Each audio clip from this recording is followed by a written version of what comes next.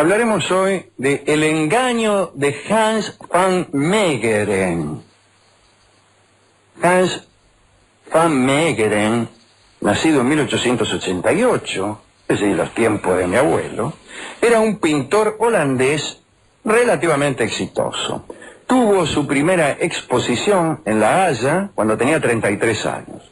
Le fue bien con el público, pero los críticos lo reventaron. El principal de ellos era un profesor llamado Abraham Bredius.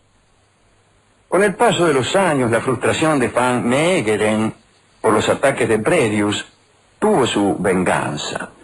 Van Meegeren comenzó a pintar copias de las obras del artista más admirado por Bredius, que era el maestro holandés del siglo XVII, Johannes Vermeer, el pintor neerlandés de Delft.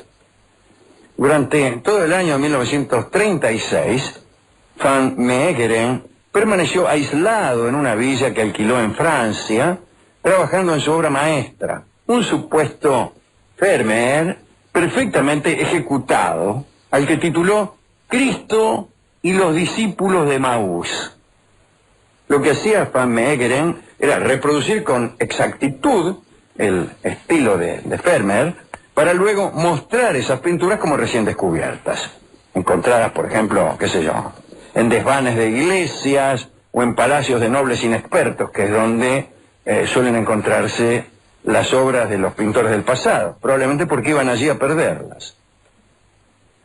Van Meegeren envejecía los cuadros por medio de un proceso que le quitaba luz a la pintura y que él había desarrollado esmeradamente.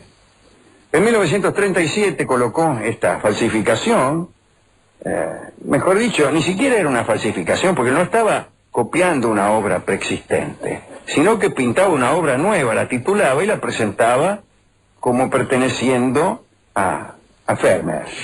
Bien, en 1937 colocó la obra Cristo y los discípulos de Maús en el mercado a través de un abogado parisino. Se afirmó que la tela había pertenecido a una familia holandesa que vivía en Francia. La familia, según la historia falsa, había venido a menos y tenía que vender aquella supuesta reliquia que mantenía oculta. Como era de suponer, el abogado amigo de van Meegeren se acercó en primera instancia al crítico esquivo, el doctor Bredius, y desde luego Bredius, como la principal autoridad en materia de Vermeer, era el que podía responder por la autenticidad del cuadro. Y el amigo Bredius dictaminó maravillado que era auténtico, una joya escondida del genio de Vermeer.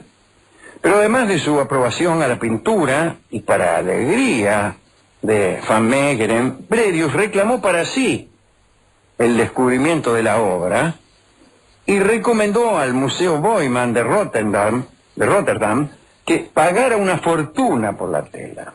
Es decir, él mismo se acreditó como el que había descubierto la obra, en el sentido de que había dictaminado su autenticidad, y recomendó calurosamente a esta gente de Rotterdam que pagara una fortuna por aquel cuadro. Cuentan que Bredius se presentaba muy frecuentemente a estudiar aquella pintura, y van Meegeren iba a verlo, iba a ver aquel crítico, aquel profesor en su jactancia, para burlarse de él in pectore. Semejante engaño animó a van Meegeren a hacer otros cuadros, y algunos años más tarde sucedió lo siguiente. Después de la caída de la Alemania nazi en 1945, fue descubierta una invaluable colección de pintura en la mansión de Hermann Göring, jerarca nazi, ¿no? Muy bien. La mayor parte de la colección había sido obtenida como botín en iglesias, galerías y colecciones privadas durante la marcha alemana a través de Europa. Pero algunas de esas obras habían sido pagadas. Entre esas había una titulada Mujer sorprendida en adulterio, un título extraordinario, desde luego. Un título extraordinario. Estaba firmada por Johann Vermeer, el maestro holandés del siglo XVII. En los primeros días, después del final de la guerra, hubo una especie de cacería de colaboradores nazis por todo el continente, y cuando se descubrió que los agentes de Goering habían pagado una cifra millonaria por el cuadro de Vermeer a un mercader de Ámsterdam, la policía holandesa pensó que había encontrado a uno que había sido generoso con los nazis y que había vendido a un criminal una obra que debía pertenecer al Tesoro Nacional. Después de 3 meses de investigación, se dio con el supuesto colaborador, que no era otro que Hans van Meegeren. En esa época, Van Meegeren era dueño de un club nocturno y había acumulado una pequeña fortuna por la venta de pinturas de antiguos maestros a importantes galerías de arte. Además del cuadro comprado por Goering, por entonces Van Meegeren había vendido otras 6 obras de Vermeer a galerías holandesas. Van Meegeren fue arrestado y enviado a prisión para ser llevado a juicio, acusado de colaborador, un cargo que podía llevarlo a la pena de muerte. Cuando finalmente compareció ante la corte, presentó la defensa más sorprendente. Declaró que lejos de colaborar con los nazis, de hecho los había engañado. No le había vendido a Goering un Vermeer, sino un cuadro de su autoría, una falsificación. Y por ese motivo no estaba de ningún modo menoscabando el tesoro artístico holandés, salvo que se reconociera que él era un genio. En un principio el juez no le creyó, pero le dio a Van Meegeren una oportunidad. Se lo internó en un estudio de Ámsterdam, bajo vigilancia, y se le dijo que pintara otro Vermeer que pudiera engañar a los expertos. Y ahí empezó el tipo, ¿no? Largos meses, hasta que terminó. Pintó el cuadro llamado Jesús entre los doctores. Y fue liberado. La obra efectivamente pasó por buena y engañó a los expertos. La libertad del maestro falsificador, sin embargo, duró poco, ya que cada vez que salía a la luz un cuadro de su autoría que se había vendido en otros tiempos, los engañados los llevaban a juicio de nuevo, pero ya no por colaborar con los nazis, sino por estafarlos a ellos. Así que pasó a juicios por estafa, y ahí sí que lo encarcelaron. Van Meegeren fue encarcelado con sentencia de 1 año, pero murió de un ataque al corazón 6 semanas después de entrar en la cárcel a la edad de 57 años. Una historia extraordinaria la de este falsificador, que sin embargo no dice si Bredius, si Abraham Bredius, el crítico, se enteró de la falsificación, que es lo que todos queríamos saber. Probablemente no. O sí. Si no se enteró porque murió antes. Claro. Porque si fue una cosa tan pública y interesado como estaba él en las obras de Vermeer, desde luego se debió haber enterado. Bueno, vamos a llamar ahora mismo nuestro equipo de producción va a llamar a la Embajada de Holanda para averiguar si efectivamente Abraham Bredius se enteró de su grosera equivocación. En este momento están llamando. Sí, ahí está, Tolcachier.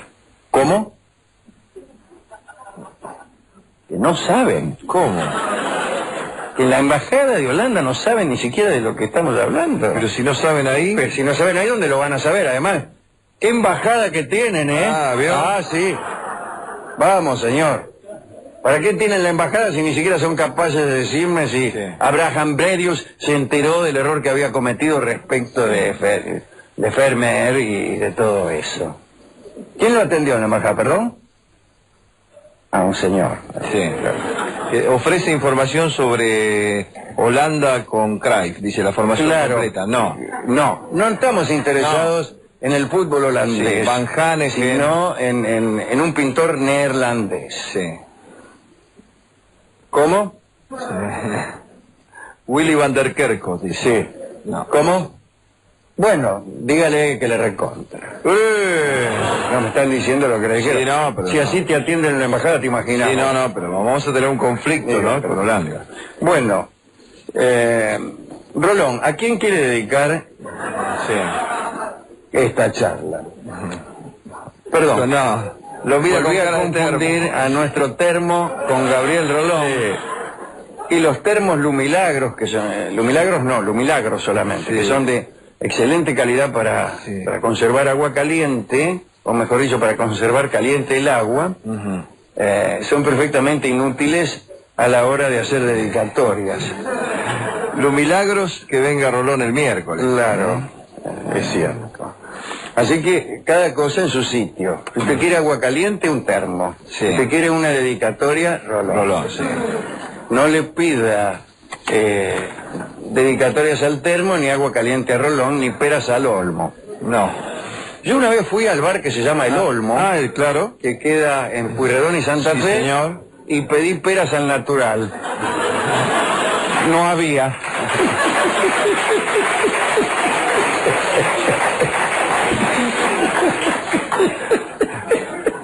Pídalas en la embajada de Holanda. Eso me dijeron. Bien, el caso es que, enterado el discotecario de la radio de nuestro tema de hoy, a saber, las falsificaciones, nos entregó el tango que se llama Falsas Promesas, un lindo tanguito que canta don Carlos Gardel, que pertenece a ese repertorio de pequeños tangos, de tangos sin pretensiones, de tangos que no han alcanzado, por suerte, la sacralidad, y que se escuchan entonces con mucha soltura de cuerpo, con mucha alegría. Falsas Promesas se llama este tango. Adelante.